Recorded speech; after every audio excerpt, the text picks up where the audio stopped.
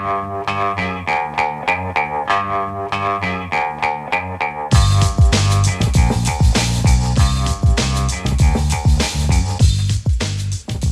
the Brian Lehrer Show on WNYC. Good morning again, everyone. Now, Mayor Mamdani and the quest for affordable housing, Day 6, with WNYC and Gothamist housing reporter David Brand. You know, the mayor has already made it clear in his first days in office that housing will be a major focus of his administration. And, of course, we knew that. All the candidates ran on housing as a major focus. So far, though, he's held 2 press conferences already, one in Flatbush, another at the famous address of 1520 Sedgwick Avenue in the Bronx, also known as the birthplace of hip-hop. Here's a bit of the mayor's opening words in the Bronx on Sunday. When New Yorkers can afford a home, New Yorkers can afford to make great art. And when New Yorkers can afford a home, New Yorkers can afford to be themselves. But as many working people know, it is increasingly impossible to find an affordable home in New York City. To build a dignified life without earning hundreds of thousands of dollars each year. And those same New Yorkers know that too often, if they can find a home that they can afford, there is likely a reason they can afford it. Roaches and rats, heat that never turns on, elevators that are always out of order, bad landlords who take their money and yet never respond to requests for repairs. A dignified life does not just mean having a roof over your head. It means that you don't feel uncomfortable or unsafe in your own home. It means that your money buys you what you paid for. It means that a bad landlord is not allowed to rip you off with impunity. Mayor Mamdani on Sunday. So now that we've heard some of the description of the problems and some of the description of the goals, let's talk about the policy. So far, the mayor has signed 4 executive orders already aimed at protecting tenants and building new housing. He also appointed a commissioner for the city's Department of Housing and Preservation, as well as a director for the renewed mayor's office to protect tenants. And some more news, the city's top lawyer will be representing tenants' interest in a bankruptcy case, yes. Plus, it seems that Adams' plan to block Mamdani, that is outgoing, the former mayor Eric Adams' plan to block Mamdani from enacting his campaign promise of delivering a rent freeze, that Adams' plan to block Mamdani has been foiled. We'll explain. With me now to cover as much of this as we can is WNYC and Gothamist housing reporter David Brand. Hey, David, Happy New Year. Hey, Brian, Happy New Year. Let's dive right in and start with some of the people, the new appointees. You had the scoop that Dina Levy was set to join the administration as commissioner of HPD. Who is Dina Levy and what does her appointment seem to represent? Sure. So Dina Levy is going to be the commissioner of the Department of Housing, Preservation and Development, HPD. That's the city's affordable housing financing agency. It also employs hundreds of inspectors who enforce the city's housing code, issue fines and violations to landlords. They run a federal rental assistance program, and the agency also has an over $2 billion budget to finance new affordable housing construction. So it's a really important city agency, especially at this time when the city's facing a housing crisis.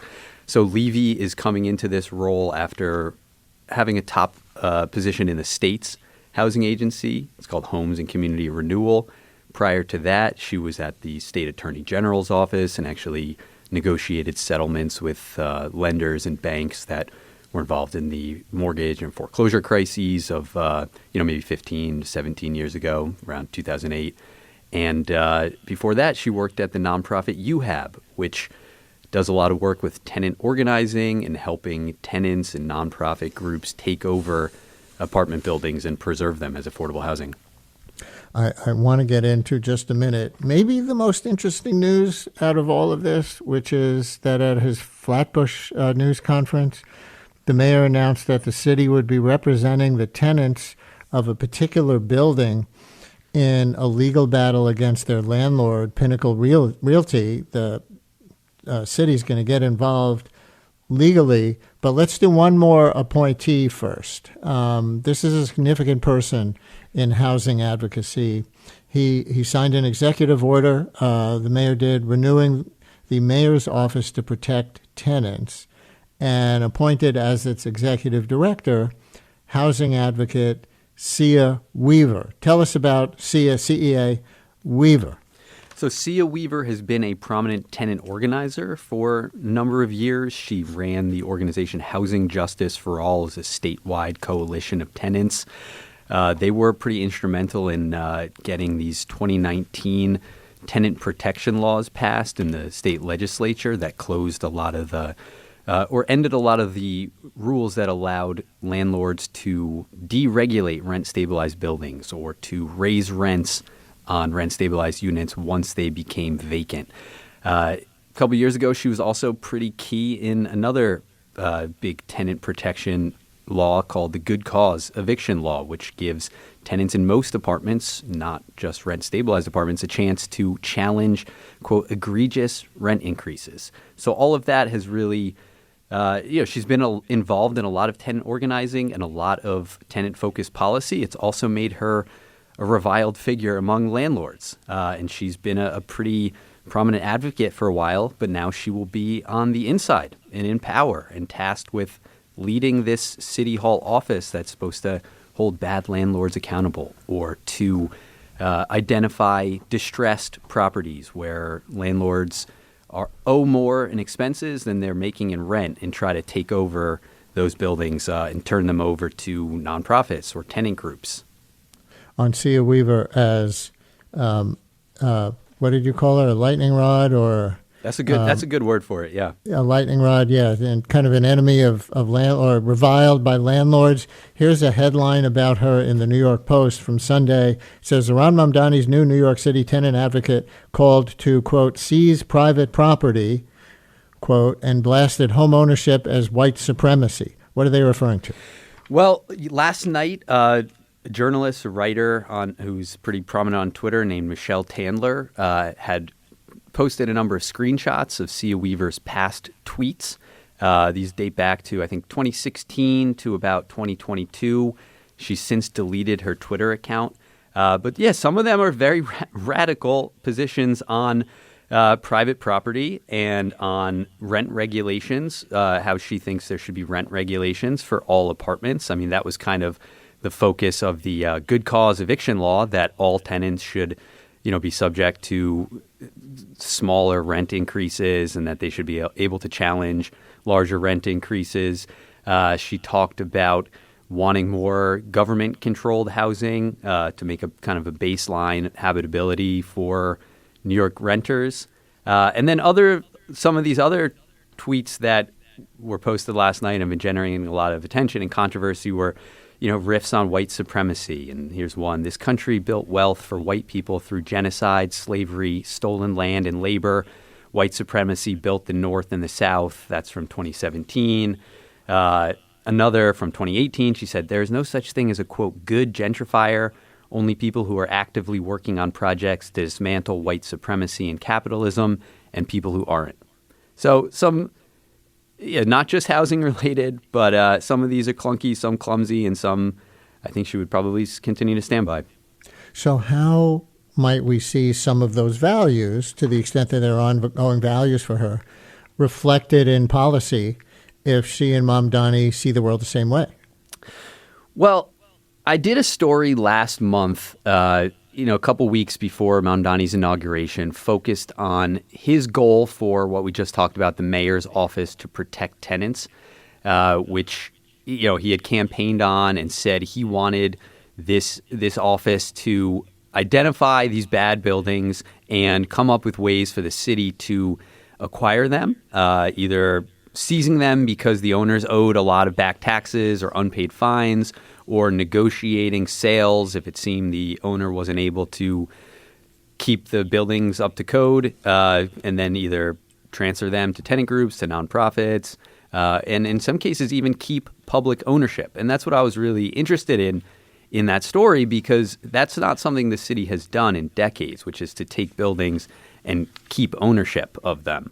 And so I wanted to find out more about that. When people hear that idea, they think back to like the 1970s and 1980s when New York City was really at its nadir, and a lot of landlords were just walking away from properties and just not paying property taxes, and so the city acquired them through foreclosure, in rem foreclosure. And so I talked to Sia Weaver about this. I talked to some other people who were interested in this idea, and I looked back at this article that she had written in October, just before Mamdani's inauguration. And she did talk about the goal of city ownership, but in this case, it would be the city owning the land under buildings and then leasing the buildings to private developers and nonprofit groups who would then, handle operations and management and rent collection. And the idea was that if the city did this at scale without that big profit motive, and instead just kind of investing back in the buildings, that they would be able to kind of get economies of scale through that and get savings. And it would make them the owner, similar to how NYCHA, the New York City Housing Authority, owns public housing campuses but leases many of the buildings and operations now to developers and private managers through what's called a RAD PACT program. Brian Lehrer on WNYC with our housing reporter David Brand, going over some housing policies and appointments announced by Mayor Mamdani in his first days in office. And we can take your questions or comments on any of them. 212-433. WNYC call or text 212-433-9692. We talked on yesterday's show about the mayor announcing a plan for a series of what he calls rental ripoff hearings. I guess we can always have our own ongoing rental ripoff hearing here. So on that or any other aspect, 212-433-WNYC, 433-9692. And I guess kind of to that point, I do want to ask you about the announcement at the news conference in Flatbush that the city would be representing the tenants of a number of buildings in a legal battle against their landlord, Pinnacle Realty. According to the New York Times, more than 5,000 rent-stabilized units are set for auction this Thursday. So can you tell us about Pinnacle and the dispute between the company and its tenants? So Pinnacle owns, I think, 93 apartment buildings across the city with about 5,500 units. Most of those are rent-stabilized apartments. They were foreclosed on by their lender last year, and then they filed for bankruptcy to try to halt the foreclosure process. But that is leading to a bankruptcy sale, which you mentioned is scheduled for this week. Tenants across the city in Pinnacle buildings have been organizing to try to halt that sale. They want to come up with an alternative way to either get financing from the city, find nonprofits or maybe private developers that could take over these buildings instead. They say they need more time to do that. They don't want a buyer to come in, buy low, and continue some of the bad practices that they're experiencing. That building that Mamdani made this announcement at the other day, he went into an apartment and was picking at broken floor tiling. There was mold growing on walls. Tenants across the city in buildings owned by Pinnacle are making similar complaints. And so he made this announcement that the city is going to intervene in the bankruptcy sale. And last night they actually did file paperwork to do that.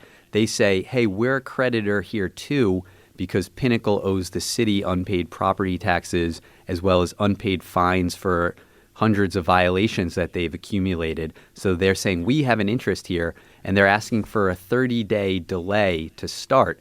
And that might give them more time to finance other buyers or for the tenants themselves to come up with some type of solution. Looks like we have a Pinnacle tenant calling in. So let's hear Sean in Manhattan's experience and point of view. Sean, you're on WNYC. Hello.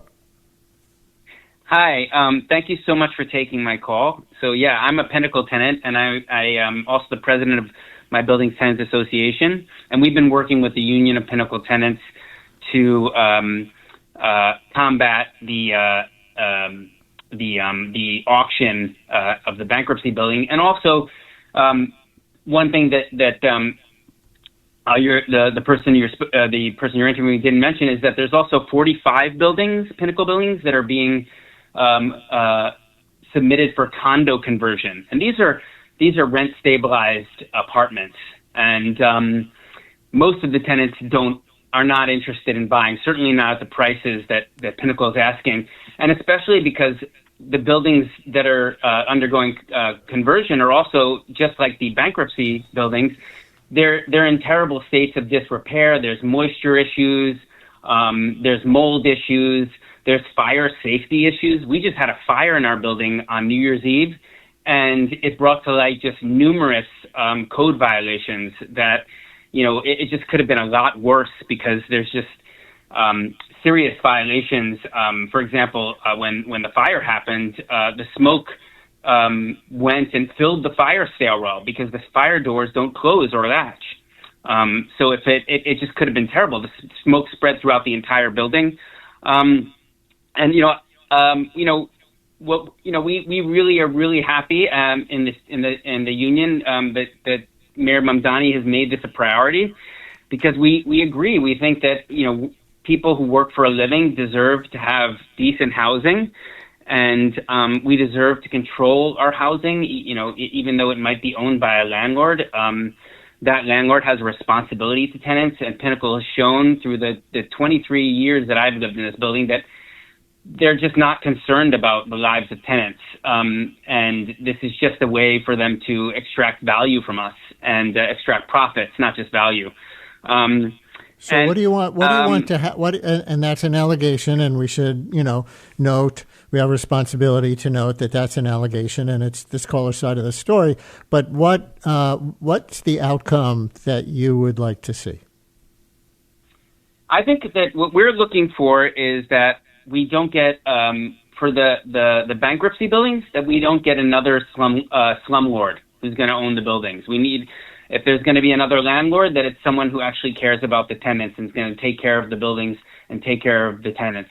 And with condo conversions, it's that it's really the same thing. We don't want we don't want other landlords that are just as bad as Pinnacle, right? Sean, thank you. I'm going to leave it there, and I'm going to take one more Pinnacle tenant calling in, Dara in Crown Heights, as we go from Manhattan to Brooklyn on this multi-borough landlord, multi-borough issue, obviously. Dara, you're on WNYC with our housing reporter, David Brand. Hey, all. This is actually Zara with a Z. Thanks for taking my call. Oh, no problem. I just wanted to chime in with all of the important reporting you're doing just about the really, really long-term effects of displacement on Black and Brown communities.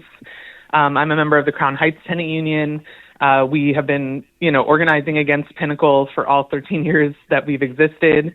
And we started this campaign that ended up turning into the Union of Pinnacle Tenants. And really the motivation is to stop displacement and make sure that working class communities can stay in New York. So we're really, really excited that the mayor announced he was going to intervene, that there was this objection filing. And we are excited to collaborate with them, partner with them to try to figure out how we actually save rent stabilization in New York City. How do you think? What outcome would you like to see from this? I would really like to see the city step in to actually take over these buildings. From there, if they're able to put the buildings in a land bank, there's a lot of different options that we can pursue, from nonprofit preservation partners to potentially having different forms of tenant ownership. And I know that many, many members of the union, many of whom are legacy tenants, meaning that they're second or third generation in these apartments, that this is home, and we want to make sure that these homes are treated as homes moving forward, no matter what. Zara, thank you so much for your call. One call of pushback on this. Billy in Astoria, you're on WNYC. Hello, Billy. Yeah, Brian, how you doing? Hey, I'm not really pushing back. I just would like your listeners to understand that these buildings are a lose-lose proposition.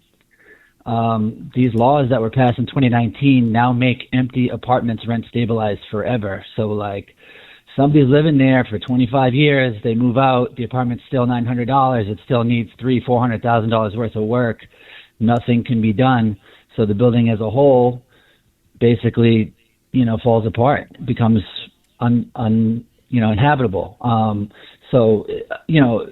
I hope these nonprofits can do well and take these things over and run these buildings properly. But if you want to compare things to how NYCHA is run, you might want to think twice. Maybe the city can offer some kind of property tax discounts or some kind of other incentives to really make these things, above water again. Billy, thank you very much. I don't know that there's ever been a rent stabilized apartment that got a $400,000 renovation. But David, you hear his larger point, and those of the last two callers who were Pinnacle tenants. So between the three of them, do they represent some of the political tension here, or what were you thinking as you heard that set? Definitely represent some of the political tension here, and they all make really valid points. And that, the last caller's point about some of these rents are going to be very low, and so that makes it harder to keep up with expenses. Pinnacle would make that argument. A lot of property owners, a lot of economists would say that as well.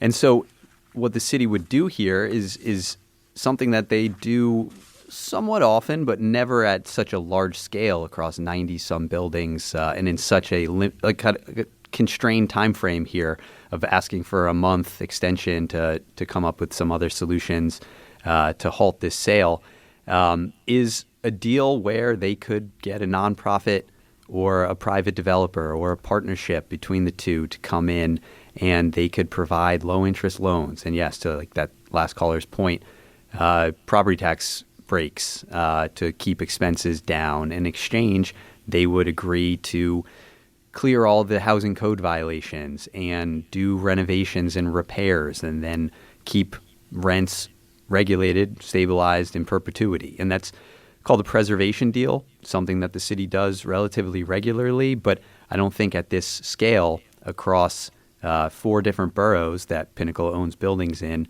all at the same time like that. So that's the challenge and why they are asking for more time. Almost as a follow-up to the last caller, a listener writes, David, what is the new mayor's plan for subsidizing maintenance and renovations of rent-stabilized units that are sitting vacant? I guess that listener is hoping if the city intervenes with some subsidy that the apartments can get renovated, but affordably enough that the landlords keep renting them out, keep using them. Yeah, well, that's bringing up the famous question about all of these vacant rent-stabilized apartments that the landlords say the rents are too low to make it economical for them to renovate them and put them back on the market and accept rents. And that's something we've talked about on this show quite a bit and always really gets people going. There's some number of apartments out there in that condition. Under the previous administration, Mayor Adams, they offered programs where they would give grants to landlords who agreed to renovate those low-cost apartments. In an exchange for doing that, they'd have to rent them to people who use rental assistance vouchers, usually people coming out of city homeless shelters. No one took them up on that offer.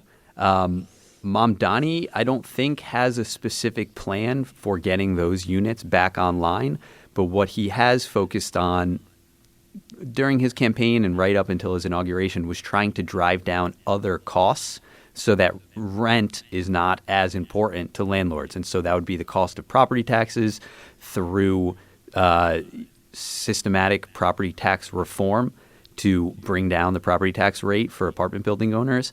And then also bringing down the cost of insurance is something that he's talked a lot about on the campaign trail. Both of those are complicated. They're state issues, and in the case of insurance, involve private industry. But those are the two things that he has really said about driving down costs for property owners. As we're running out of time, I just want to make sure to touch on this one other thing that I mentioned in the intro, because you reported that Mayor Mamdani has gotten closer to achieving his goal of a rent freeze in rent-stabilized apartments after Mayor Adams attempted to foil this campaign promise with some action in his last days in office. Since it was the holidays and other things were going on, people probably missed what Adams did. So what did Adams try to do to foil the rent freeze plan, and how did it fall apart? Yeah, this was a mess. This was a lot going on. So about 2 weeks before leaving office, we were the first to report that Adams appointed 2 new members to the 9-member Rent Guidelines Board and reappointed 2 others. Those 4, combined with another person whose term will end at the end of this year, would have meant that Mayor Adams had appointed the majority of the 9 members. And so his goal there was to appoint people who wouldn't just rubber stamp a rent freeze. And he said, they would consider the data and they might be more landlord friendly and approve a rent increase, despite the wishes of Mamdani and his viral campaign slogan to freeze the rent. One of those people, one of those new appointees, actually dropped out like December 30th. And so on December 31st, Adams' last day in office, he did try to appoint another new member that would preserve his majority on the board. That person then decided not to take the role, which means Mayor Mamdani will have the opportunity to appoint 5 members, the majority of the board, including the chair. In other words, you got a couple of people, as Adams tried to subvert some of the incoming mayor's agenda, who basically said, I don't want that job. I don't want that to be my legacy in public life. Am I overinterpreting it? No, I think that's the way to interpret it. I mean, one person was all set to go and then decided to back out. And then another person who they scrambled to get at the last minute, she was like, you know what? I don't think I'm going to do this. And it's a tough job. We've said it on this show before that if you're on the Rent Guidelines Board, nobody really likes you. Tenants are angry because you're considering raising their rents. Landlords are angry because you're not going to raise their rents high enough to satisfy property owners. It's a lot of work. It's dry, and it all culminates in getting screamed at a public hearing in June where you either vote on an increase or, in a few rare occasions, on a freeze. WNYC and Gothamist housing reporter David Brandt. I have a feeling we'll be speaking just a few times in 2026. Yeah, I think you're right. I mean, housing's a pretty big issue right now, Brian. So thanks for having me.